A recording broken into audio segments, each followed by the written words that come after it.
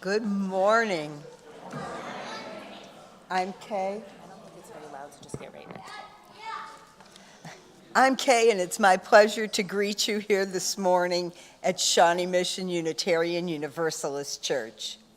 Welcome to this morning, this day, and this opportunity to be together in community, which is a time of joy, comfort, and sometimes challenges. This Unitarian Universalist congregation of Shawnee Mission, or SMUUCh, is a place where we come to learn more about being human. We're not here because we have figured out life questions or because we think we have it right. We come here to learn more about being in relationship together, how to listen, how to forgive, how to be vulnerable, how to create trust and compassion in one another, and how to repair. We are so happy that you have chosen this YouTube channel, this Sabbath, this sanctuary in time. That you are here is something for us all to celebrate. We know that you have so many options on Sunday morning, and that you chose to be here with us is something that we celebrate. We extend an especially warm welcome this morning to our visitors and anyone who may be watching our service online for the first time. If you're here with us in person, stop by the welcome desk and we'll be waiting to welcome you after the service. Remember, we were all newcomers once. And if you're joining us online, please say hello in the comment section. Now I welcome everyone to rise and greet each other. If you're online, say hi in the comment section.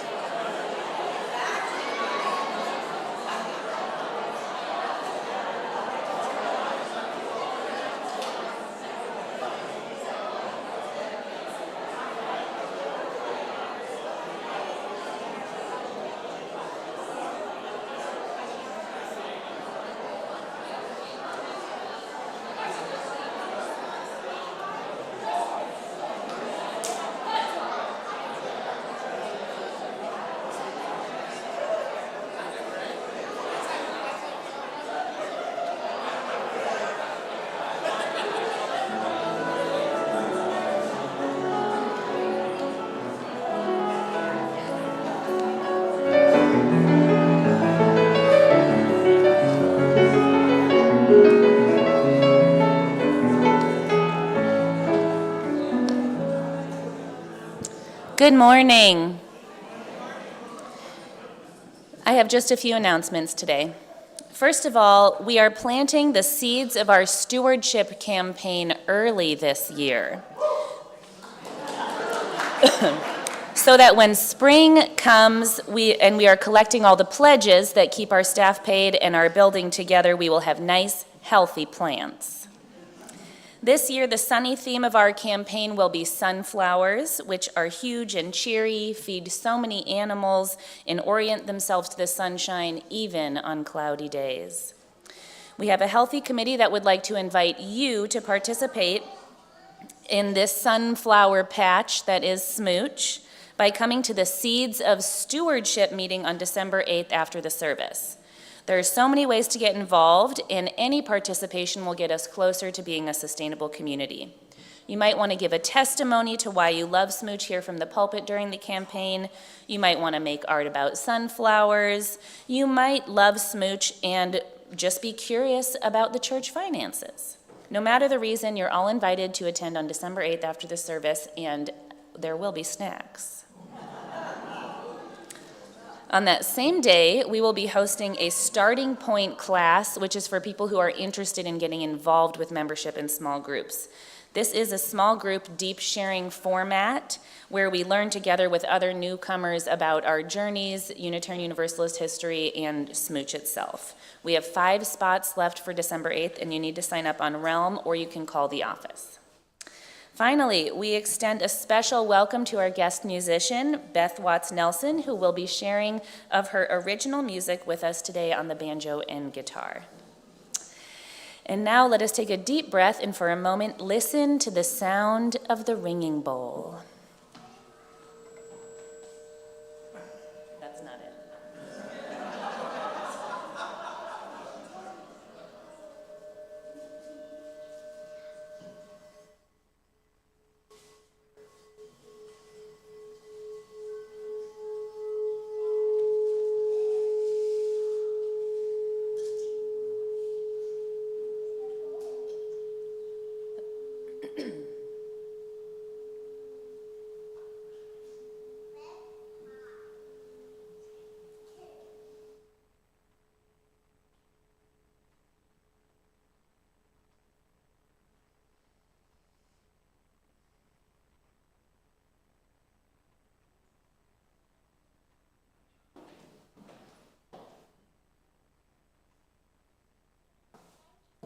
Our opening words today come from Reverend Kim Mason, called A Holy Alchemy.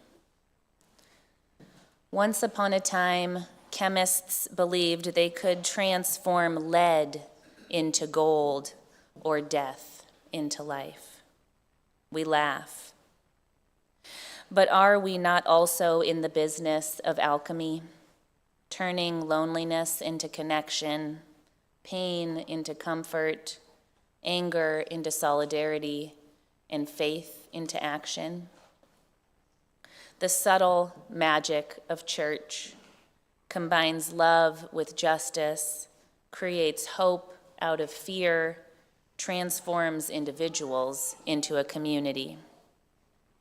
Here we engage in a holy alchemy, finding beauty in the ordinary and life in the present. Come, let us be transformed together. Please rise as you're willing and able for hymn number 298 in the gray hymnal, or projected, Wake Now My Senses. Giving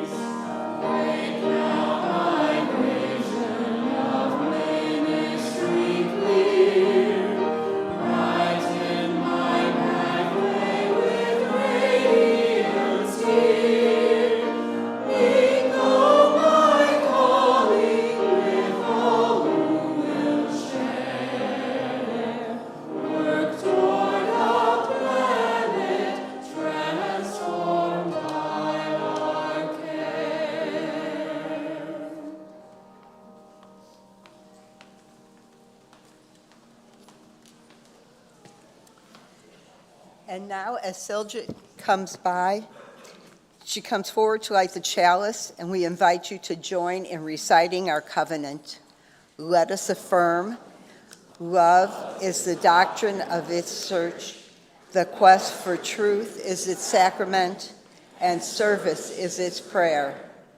To dwell together in peace, to seek knowledge in freedom, to serve humanity in fellowship, to the end that all souls shall grow into harmony with the divine.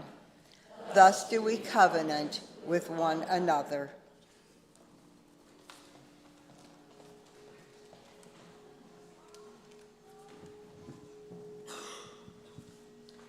All right, at this time I'd like to invite all the children to come forward for Time for All Ages.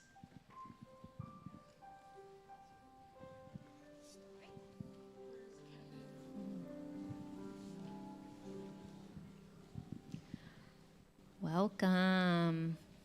Good to see you all today. You know, I've been thinking a lot about technology lately.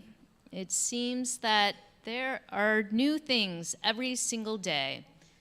Especially as I get older, it's hard to keep up with all of them. Can anyone share a new technology? What is something that's recently been invented? Yes. There's a new iPhone like every month, it seems like. Good example. VR headset, yes, that is a new technology. One more. Yeah? The robot dog, yeah. Robots, mm-hmm. You know, all of those technologies,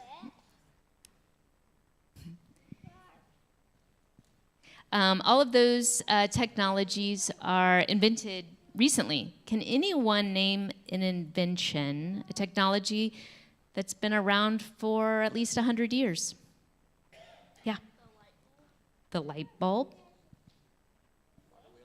The water wheel. Yeah. The wheel, yeah. I was thinking things around our house like knives, your bed, plumbing. And does anyone at their house have a cellar? That's an old technology where we used to keep food preserved. Anyone? I'm seeing a lot of, I don't know what a cellar is. Rev Rose? You guys have a basement. You go there when there's a tornado. Yes. Where are you going to go when there's a tornado? The basement. Yes, okay. Just thought I would slip that in there because I'm getting some blank looks.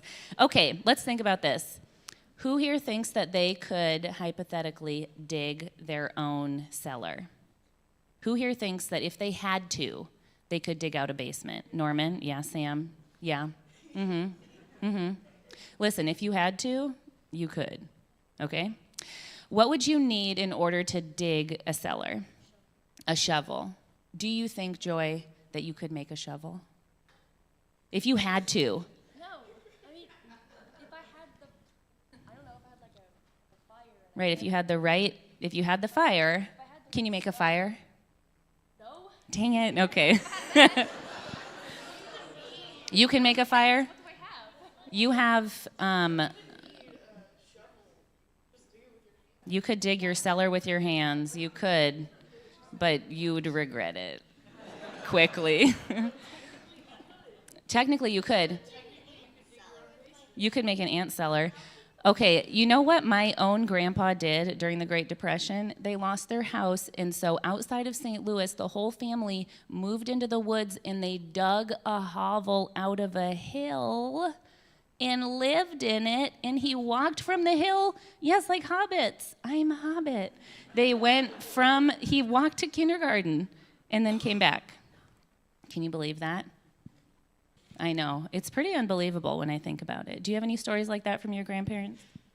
I do. One time I was talking to my grandma, and she told me, she grew up in Kansas, and she told me how they used to eat dandelion greens.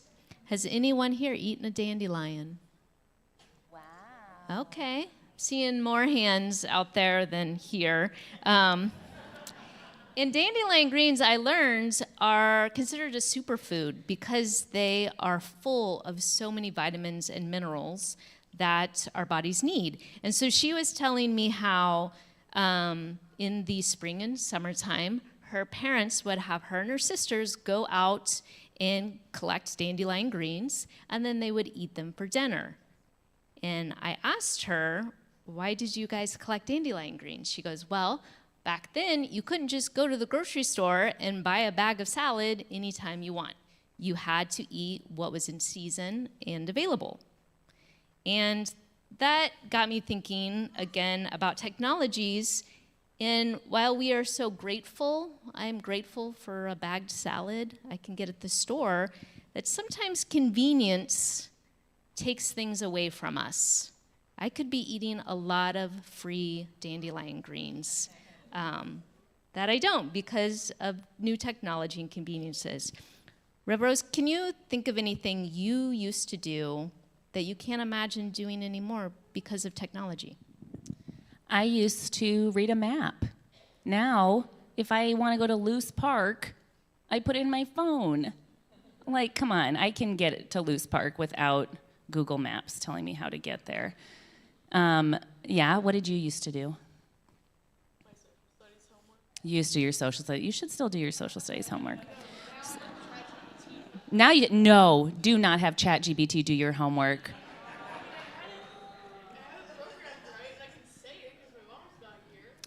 Your mom could be watching online, Java. I'm the direct link to your mom, for the record. Okay, we'll come back to that in youth group. Kevin can deal with that. Okay, adults, we were wondering if you could tell the kids, was there anything that you used to do that you don't do now because of convenience? As a show of hands, as an example, yes? Memorize phone numbers. Yeah? Ringer washers. Yeah, even I did that. Yeah. Yeah? Use a payphone. Sada? Yep, payphone. Yeah. Balance a checkbook. Who has made their own clothes in this room? A lot of people. Yes. Lainey. Oh. Oh, yes, Jen. Get up to change the channel. Neil. Print out directions. Oh, yeah. And I mean, I'm curious. I know some of the elders in this room did things that probably we'd love to hear about. If anybody would like to share something that they used to do back in the old days that they wouldn't do now. Yeah? Walk out back to go to the, yes, exactly. Walk out back to go to the bathroom, yeah. Sit on the ice cream freezer and turn it, uh-huh. Use a typewriter, yeah. What is it? Churn butter. Wow. Wow. See, we have so much capability in this room, kids, and sometimes all these wonderful technologies that help us stay connected and have so many good things about them, like medicine. We've come so far in medicine. The cell phones help us keep connected, and especially in terms of ability justice and neurodivergency justice, cell phones are really good. But in so many ways, they can keep us from understanding just how capable we are. Yeah, I've been thinking about just where we are right now as a society and how sometimes we give our capability, the abilities we have away for convenience. And so, and I think sometimes when we give things away to technology that we can do for ourselves and our community, that we lose a little trust in ourselves and each other. And we are so full of knowledge and abilities that we can share with each other. And so this week, I challenge us all to think about the areas in our lives, whether it's the foods we eat or how we navigate the city, where we might be giving up our power and our capabilities. We're going to need all of us to build the world that we all desire. All right, at this time, please join us in singing the children out to their classes.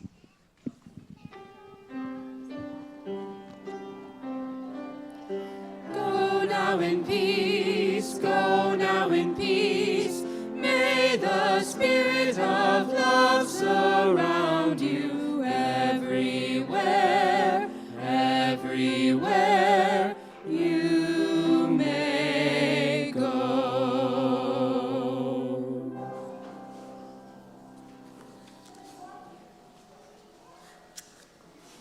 Each month, we as a community take time to reflect on a theme. The children do this in their classes, and we do it here in worship and in our small groups. This month, the theme is repair. And it is my turn to talk about that for myself. I'm a mess. I must be. Even Google says so. If I was whole and self-realized, I would be self-aware. I would understand my feelings and express or share those feelings with others. I would notice when I sabotage myself, or better yet, I would not do that. I would address negative thought patterns, behaviors, or emotions, and essentially take steps to mend on my own mental well-being. In other words, be actively engaged in self-repair. To me, it seems repair is slow, and while not exactly passive, not fully active either. Sometimes my own awareness or act out so out of line that I realize immediately that I am able to repair the damage. There are those times I am less aware, but others call me out. In love and humility, I am able to rectify or at least apologize for my error. But the hardest thing for me, and I think many others, is to be as kind to myself as I am to others. I work much harder at alleviating the pain of others than I do at dealing with my own pain. I was brought up in a home of Stoics, from grandparents to siblings. Bad news was absorbed, acknowledged, and actions appropriately are taken. A dish or casserole made, cookies baked, and offers to help in any way needed. But our emotional lives were and are still lived within us, if at all. Some folks are naturally empathetic. I had to learn empathy. I was lucky enough in my teens and later on to be surrounded by wonderful, thoughtful, and aware people from whom I could model, then integrate empathy and how to show it appropriately. This is the repair that I am most glad to have made.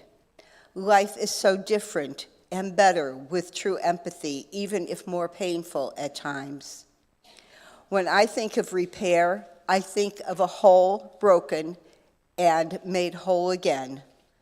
But could it sometimes be learning a new way, a way of being more whole and better? I've gotten to an age where, presumably, I would know better, but I still don't always. I still disappoint people I love. I make stupid mistakes. I say things I shouldn't or behave in ways that are less than authentic. I think one of the reasons I come here is to learn and better repair, find better ways to repair and practice them, where my mistakes will be forgiven and where I can lovingly help others on their journey. Thank you.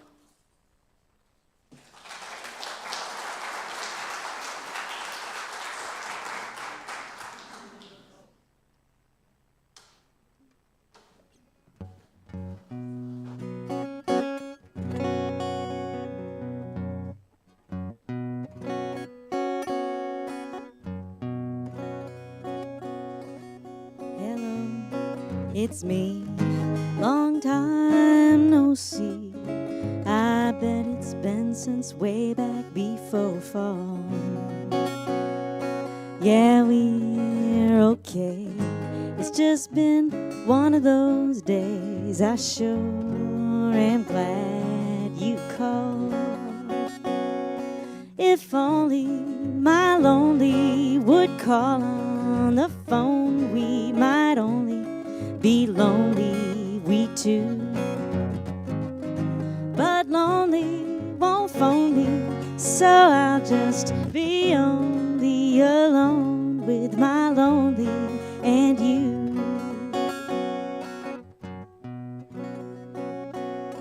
So hey, what's new? That sky's still blue, although inside it likely looks like rain. Yeah, we're alright, it's just another lonely night. It's nice to hear you feel the same. If only my lonely would call on the phone, we might only be lonely, we two.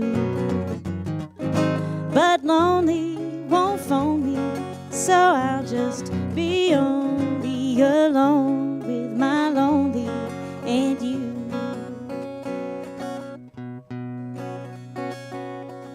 I may not physically be all alone. It's you and me here in our home, sitting on the sofa, watching Oprah and old reruns on the TV. We're together technically, but we're so far apart and lonely.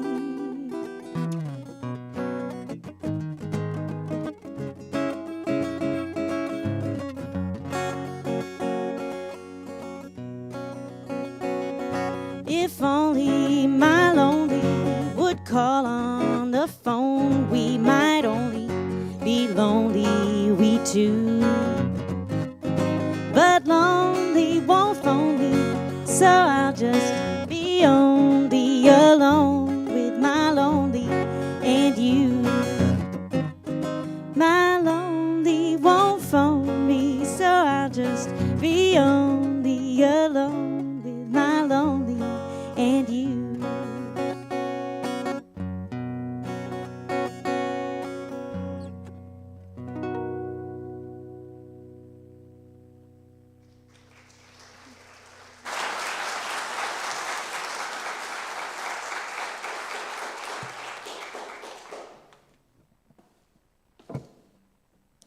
We come to this place to see and be seen, to teach and be taught, to hear and be heard. I invite you to reach over and nudge the person sitting next to you, to remind yourself and them that we are gathered together in peace and authenticity and intention. We also come to this place to share our joys and sorrows. If you have a rare joy or a profound sorrow and would like to share in 2 to 3 sentences and light a candle, please come now.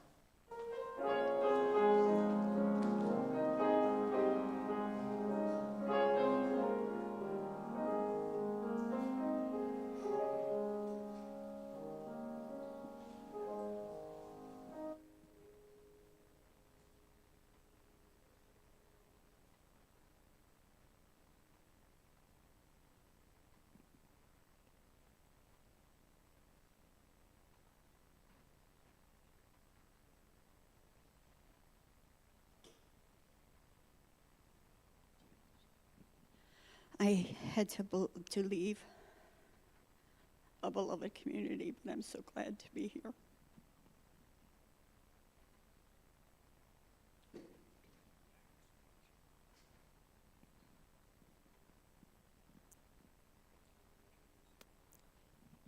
I'm going to try and make this all the way through. After 2 years, my daughter and I finally, through 3 probates, have possession of her grandma's house. Boy, am I glad.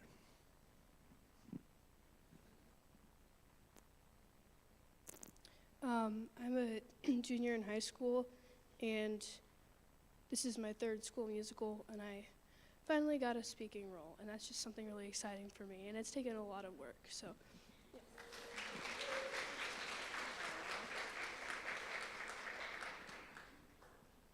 My name is Kira, and I'm going to light 2 candles for my boys. Both of them have birthdays this month, and so I want to wish them a good journey for the next coming year.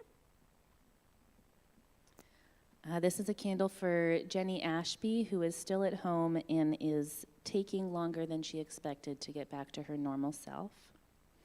And a candle for Grace Odell, who had her baby, and she named him Arthur. I light the remaining candles for all the joys and sorrows that remain unspoken in the silent sanctuaries of our hearts. Please join us in song.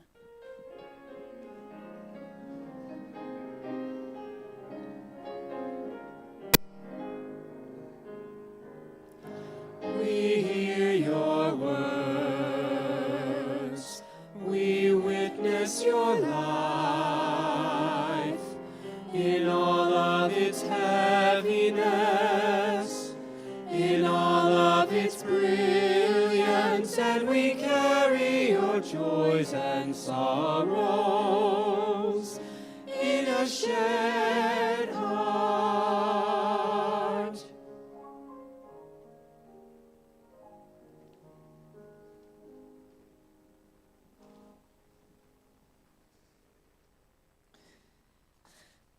Let us take a moment to come more fully into this place, whatever that means for you, putting your feet flat on the floor, taking a deep breath, wiggling your jaw, noticing an area that is tense or tight, and embracing it. Today, during this moment of silence, let us specifically let go of our fear. Coming back into our bodies, noticing what it could feel like to feel safe, secure,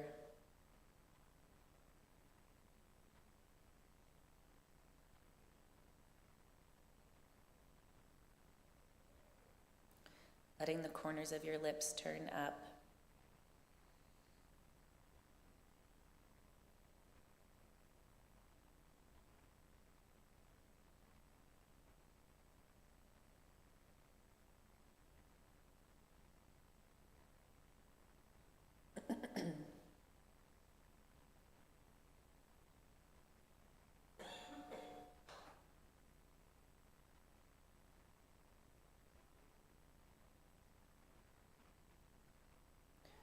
Knowing that anything or anyone that does not bring us alive is too small for us.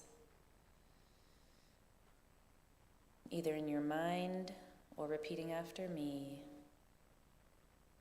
imagining that fear, say to yourself, let it go. Let it go.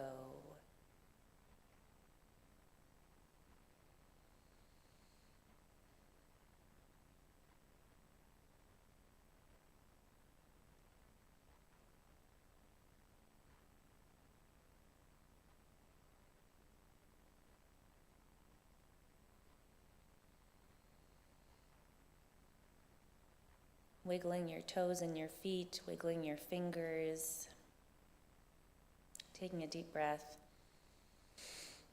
opening your eyes. We will now have our meditative hymn, Building Bridges.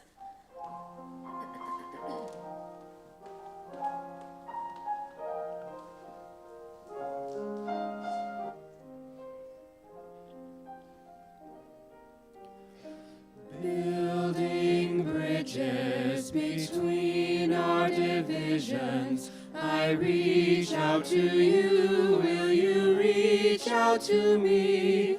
With all of our voices and all of our visions, friends, we could make such sweet harmony. Building bridges between our divisions, I reach out to you, will you reach out to me? With all of our voices and all of our visions, my friends, we could make such sweet harmony.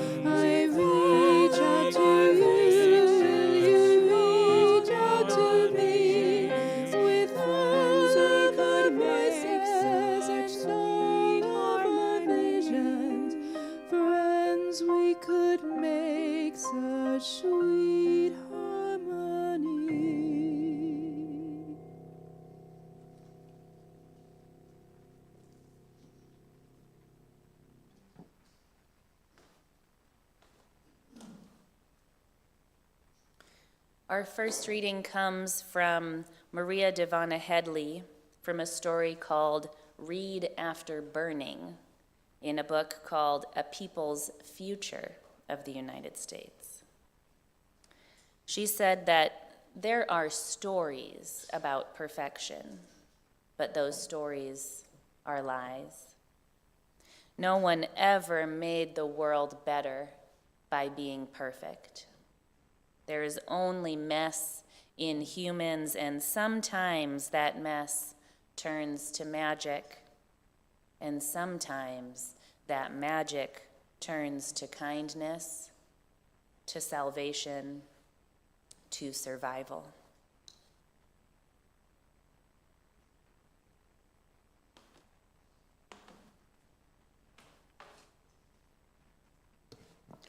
Our second reading is by Andrea Gibson.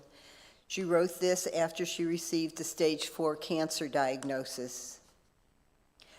Whereas I've said so many times, even when the truth isn't hopeful, the telling of it is. And so I used to do shows where I would tell the truth about all these political topics. And I almost made Hankey's a merch item because everybody just sobbed through the whole show. That's all we did, was cry through the whole show. And since my diagnosis, I've been wondering, is that the most potent thing to do? Now, I know the necessity of telling the truth, but there is another thing that I do as a writer. And that is, I can imagine the world that can be. And I can start helping people imagining the world that can be. This is from Sounds True, Insights at the Edge by Andrea Gibson.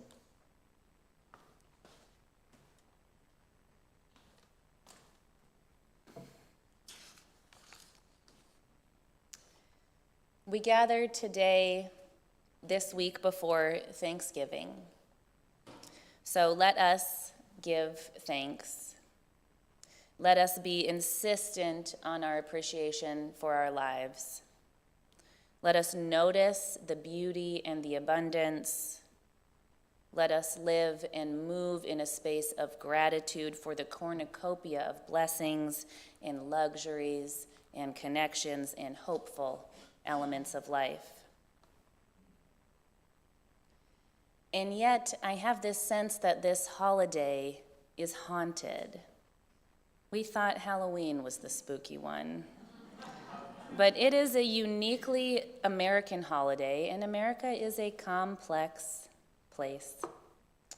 Perhaps we don't feel that grateful this year that our families will gather not just around a delicious meal, but also awkwardness, political differences, fear, things unsaid, even distrust and betrayal and confusion between ourselves and our families or our neighbors, whom maybe we don't know as well as we thought we did. But when things get real clear too.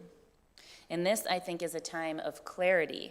Even in this moment of fear and grief and upheaval, we might think of this as a time of revelation as well, about this land and her people whose ghosts are haunting us still.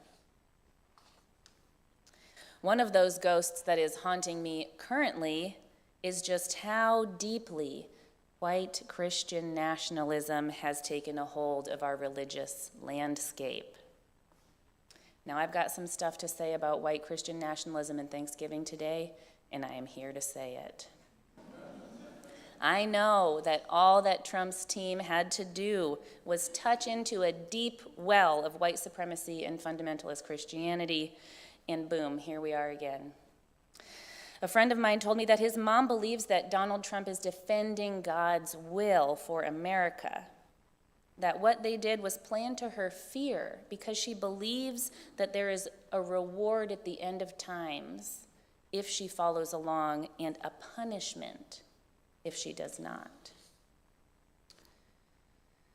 But the thing is, Trump supporters are not the only ones who are living in fear. I think we are also suffering in fear. Fear of deportation, dehumanization, loss of services, loss of stewardship of the earth. So many people I've spoken with recently have expressed a fear for the great suffering that will come upon us, or a fear for the great suffering that will come upon others. As we move towards January 6th, there is distress over our nation's impending doom. For many people, the night of the election signaled a sort of personal apocalypse and a national apocalypse.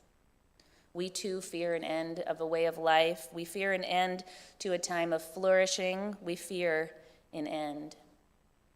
And in this way, I think that this culture of end times is haunting us too, that we too fear a sort of coming apocalypse. We wonder if something very bad happens, what happens to our sense of comfort and joy? What happens to our quality of life if we live in fear? How would we respond to a great ending? Should we still even attempt to live well? These are the questions that people are expressing to me. Now, I've preached on the apocalypse before, on the end times thinking that is haunting us, specifically how fear is a collapsing emotion. It collapses our curiosity, our openness, and the free part of our spiritualities and minds. But I've said it before and I'll say it again, the world is not ending. The world cannot end. And the very idea of an end in itself is rooted in habitual errors of thought that have been instilled in us.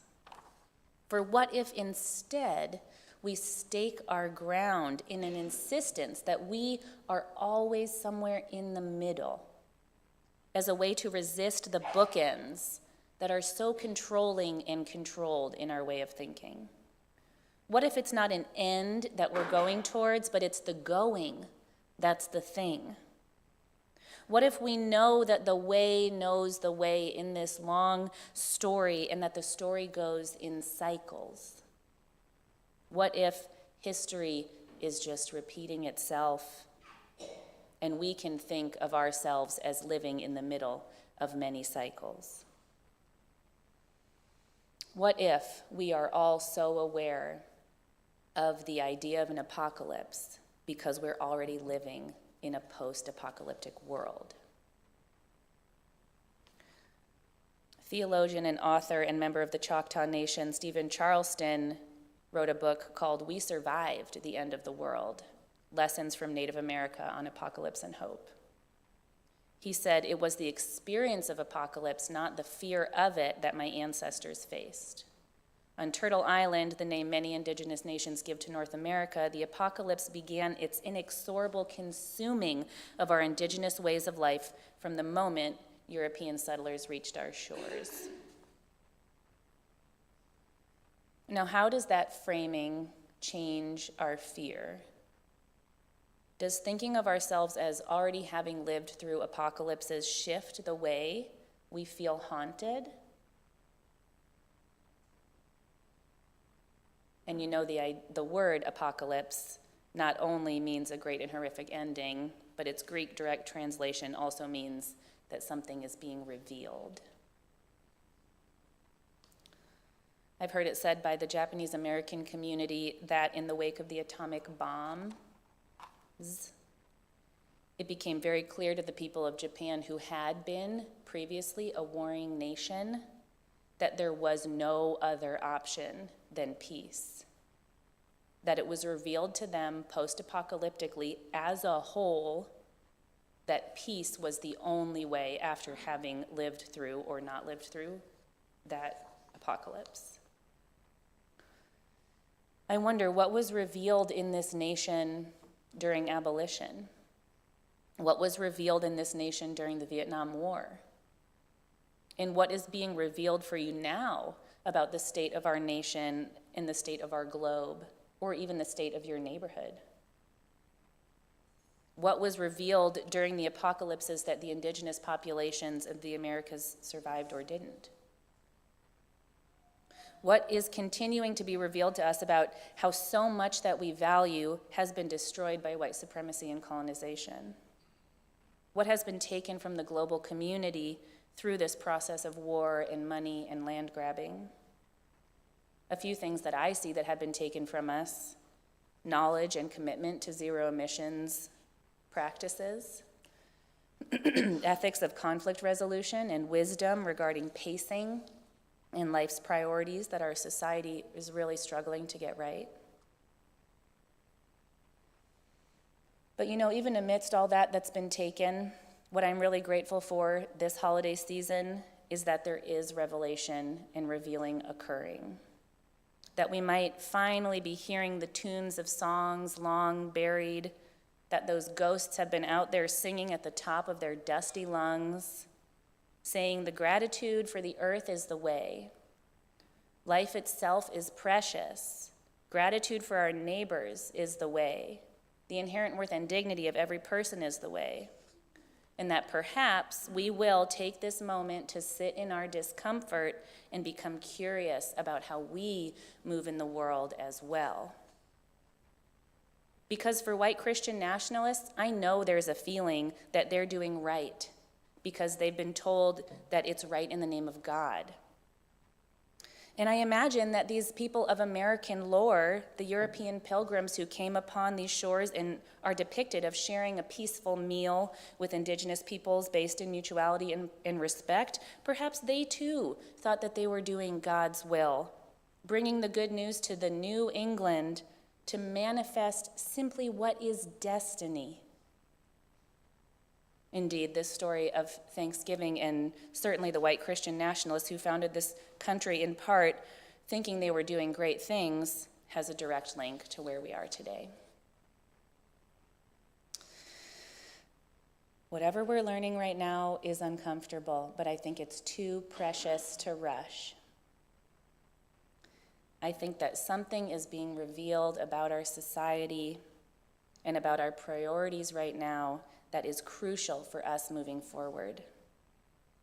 It's vital that we, as a religious community that coexists with white Christian nationalism, to offer an alternative message that is rooted firmly and with great integrity. We have clarity right now about what matters most to us. We have clarity about what matters most in the world right now as we live through these cycles of apocalypses and revelations. I think this is a moment for us to gather up all that beauty and all that abundance and all those ways of life that we need in order to survive. The kindness, the pluralism, the inherent worth and dignity of every person, the interdependent web of all life, and imagine a new world all broken and messy and haunted by apocalypse. Imagine the world that can be and help others imagine a world that can be. I think this is our work right now because living in fear is a choice. So let us not fall prey to those collapsed, closed ways of being because then we're just playing right into it. Instead, let us let our theology guide us, committing ourselves to being open and flowing and loving and curious and grateful for all that has not been taken from us and for all that cannot be taken from us. Our ways of thinking, our love, our own personal theological freedom, and our insistence that we move through these coming years not in fear, but instead we continue to be searching always, to be grateful for what is being revealed to us in each moment. Indeed, as we approach this day that some call Thanksgiving and some call Thingstaken, let us be grateful for the blessings and luxuries and connections and hopeful parts of our lives.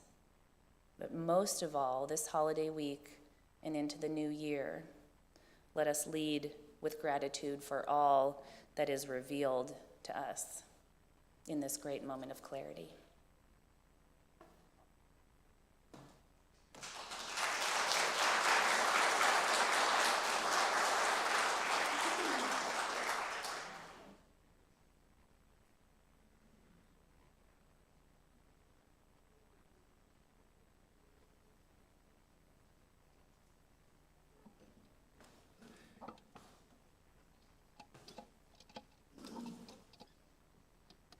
Your contributions are a tangible commitment to the mission and vision of SMUUCh.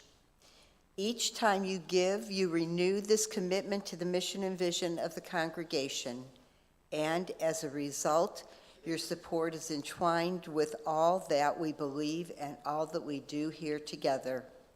This is our special gift. The offering will now be taken and received.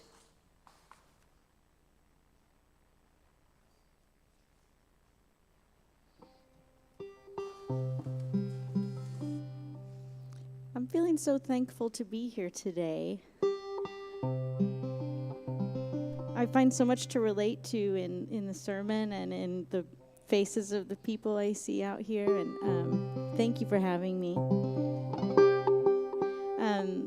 This song is it's like made for that sermon that you just gave, because I find in times of struggle, or in times when I have to make a decision, or times when I'm feeling somewhat disconnected or from myself, I find a lot of answers in nature. So that's where this tune comes from.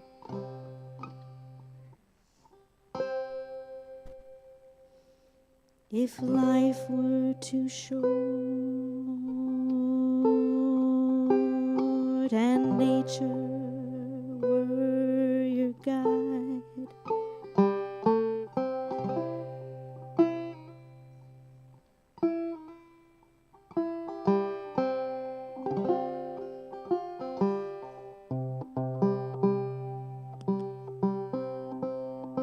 sometimes nature takes the banjo out of tune. And then it takes you to a very angry, evil place. So let me double check that.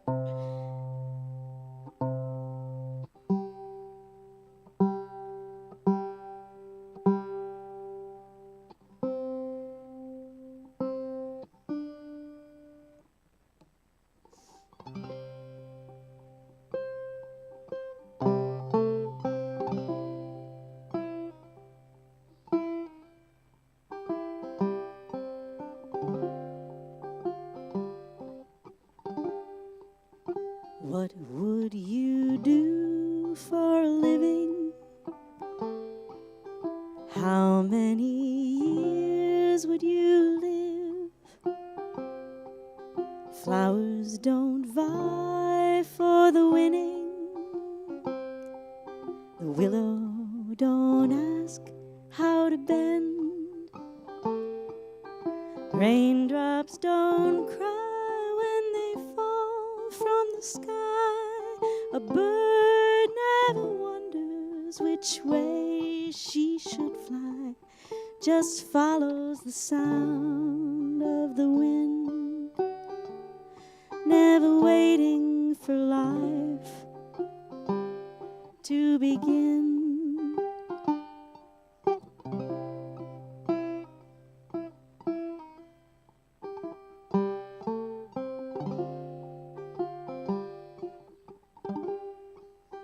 And in the end, the beginning, and in beginning is the end. The sun must resign of an evening and make way for the moon to ascend. Raindrops don't cry when they fall from the sky.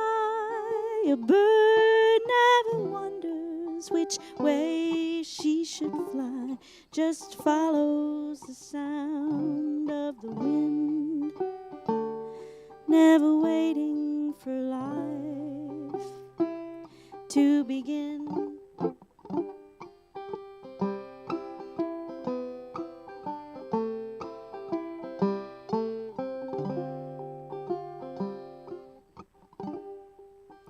And in the end, the beginning, and in beginning is the end. The sun must resign of an evening and make way for the moon to ascend.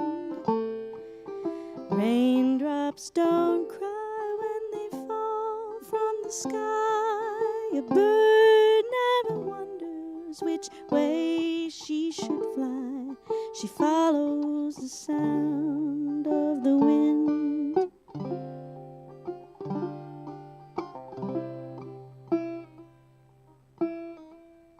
Just follows the sound of the wind.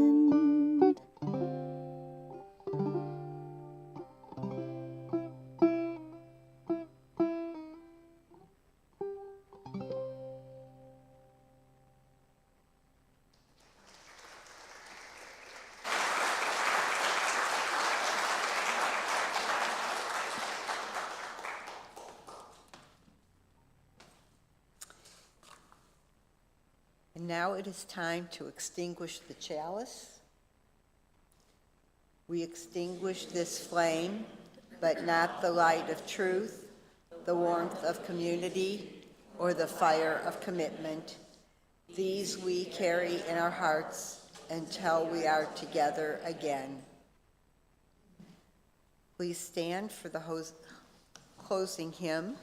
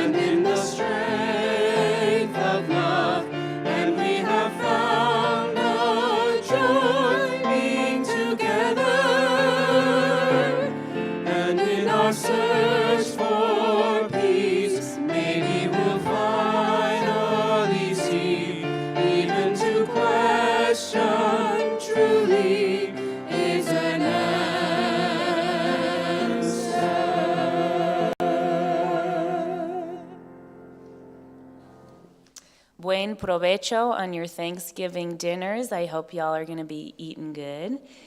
And as you go through this time, be paying special attention to what is being revealed to you. Go in peace.